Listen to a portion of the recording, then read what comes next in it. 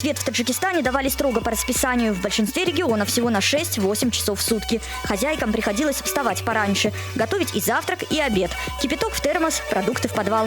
Наконец, представители бар Китачик решили прокомментировать происходящее со светом самостоятельно. Досмотрите это видео до конца, и вы услышите оправдание за лимит с первых уст. Подписывайтесь на наши обновления, чтобы быть в курсе о всех новостях на нашем канале.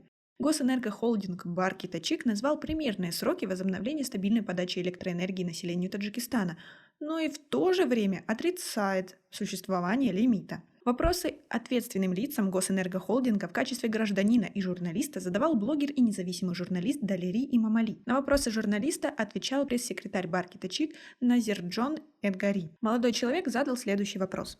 Почему в этом году профилактические работы на энергообъектах ведутся дольше обычного, вот уже почти 2 месяца, на что получил следующий ответ. В связи с пандемией коронавируса возникли проблемы с доставкой необходимых запчастей и оборудования для ремонта энергетических объектов. Перед началом зимы на крупных подстанциях проводятся профилактические и ремонтные работы. Возможны только частичные отключения электроподачи. В других странах ремонтные работы проводятся так, что население о них даже не знает, так как перебои с подачей электроэнергии они не ощущают. Пресс-секретарь ответил: представьте себе, что во многих странах электроэнергия вырабатывается не гидроэлектростанциями, а, к примеру, атомными электростанциями или другими способами, а вода, как говорится в народе, железо точит. ГЭС Нурек, Кайракум, Сарбант построены много лет назад и, считайте, должны были уже давно выйти из строя. Мы проводим ремонтно-восстановительные работы, к примеру, на Нурекской ГЭС. И все наши старые ГЭС из-за изношенности оборудования нуждаются в модернизации, что постепенно осуществляется. А вот 2 запущенных агрегата Рагунской ГЭС не могут обеспечить страну электричеством, так как это обещало правительство. Когда речь идет о Рагуне, то мне хотелось бы прокомментировать ситуацию. Когда мы построим Рагун и заполним водохранилище Рагуна полностью, то влияние природы на ситуацию уменьшится, так как Рагунское водохранилище рассчитано на многолетнее регулирование притока воды. А главное на сегодня, Нурекское водохранилище рассчитано на год. То есть мы его заполняем весной и летом с расчетом на использование накопленной воды для производства электроэнергии в осенне-зимний период. А уровень полезной воды в Нурекском водорезервуаре составляет всего 53 метра. Были времена, когда лимит вводился с сентября по апрель, и дефицит электроэнергии ощущали даже жители столицы. Тогда мы по договоренностям получали электроэнергию из Узбекистана и Туркменистана в зимний период, а в январе 2017 года объявили о снятии лимита и обеспечиваем республику электричеством исключительно за счет собственных ресурсов.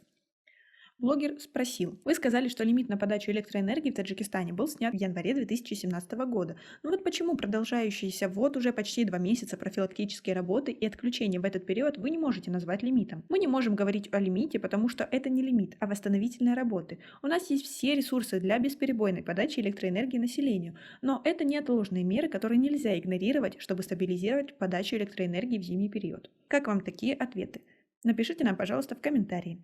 А вы можете сейчас сказать, через сколько лет профилактические работы будут проводиться так, чтобы люди не чувствовали их на себе? Пресс-секретарь ответил: прежде всего, это зависит от культуры потребления электроэнергии. Даже если мы построим Рагун и другие объекты, если не будет культуры потребления, экономического потребления, своевременной оплаты за потребление, то ситуация может не измениться. Вы говорите о других странах, но там у потребителей даже нет такого понятия, что за потребление электроэнергии можно не платить. Они этого просто не понимают. А насколько правдивы слухи среди населения в социальных сетях о том, что мы сейчас продаем электроэнергию соседям? Это абсолютно не так.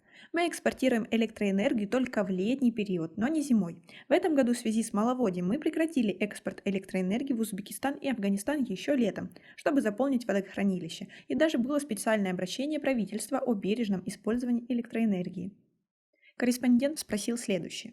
А теперь вопрос, который интересен всем жителям страны. Когда же возобновится постоянная подача электроэнергии? Точную дату сейчас я сказать не могу, но думаю, что дней через 5-6 постоянная подача электроэнергии населению будет восстановлена, то есть где-то со второй декады декабря. Ну что же, мы будем надеяться, что совсем скоро наша жизнь станет нормальной, как в цивилизованных странах. Но учитывая, сколько раз они уже говорили о том, что включат свет, но этого не происходило, особо надеяться мы не будем, но все же хочется верить в лучшее. На этом у нас все. Оцените наше видео подпиской и лайком. Будем следить за происходящим.